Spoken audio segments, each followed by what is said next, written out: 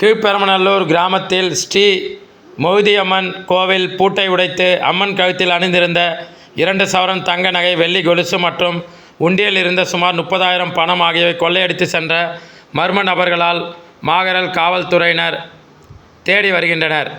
காஞ்சிபுரம் மாவட்டம் வாலாஜாபாத் ஒன்றியத்துக்குட்பட்ட கீழ்பெருமநல்லூர் கிராமத்தில் ஏரிக்கரை அருகே பிரசித்தி பெற்ற ஸ்ரீ மொய்தியம்மன் கோவில் உள்ளது.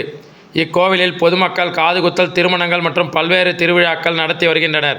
இந்நிலையில் நேற்றிரவு இந்த கோவிலின் பூட்டை உடைத்து உள்ளே சென்ற மர்ம நபர்கள் அம்மன் கழுத்தில் அணிந்திருந்த 2 சவரன் தங்க நகை, வெள்ளி கொலுசு, உண்டியலில் இருந்த சுமார் 30,000 ரூபாய் பணம் ஆகியவற்றை கொள்ளையடித்து தப்பி சென்றனர். இதுகுறித்து கோவில் நிர்வாகத்தினர் மாகரல் காவல்துறைக்கு தகவல் கொடுத்து உள்ளனர். இத்தகவலின் அடிப்படையில் மாகரல் காவல்துறையினர் இச்சம்பவம் தொடர்பாக வழக்கு பதிவு செய்து இந்த கொள்ளை சம்பவத்தில் ஈடுபட்ட மர்ம நபர்கள் குறித்து விசாரணை மேற்கொண்டு வருகின்றனர். மேலும் காஞ்சிபுரம் மாவட்டத்தில் பல்வேறு இடங்களில் கடைகளின் பூட்டை உடைப்பதும், கோவில்களின் பூட்டை உடைத்து பணம் மற்றும் நகைகளை கொள்ளையடித்து வருவது தொடர்கதையாகி வருவதாக அப்பகுதி மக்கள் கூறி அச்சம் அடைந்துள்ளனர். எனவே குற்ற செயல்களில் ஈடுபடும் மர்ம நபர்களை காவல்துறையினர் தீவிரமாக கண்காணித்து கைது செய்து தண்டனை பெற்று தர வேண்டும் என பொதுமக்கள் கோரிக்கை வைத்துள்ளனர்.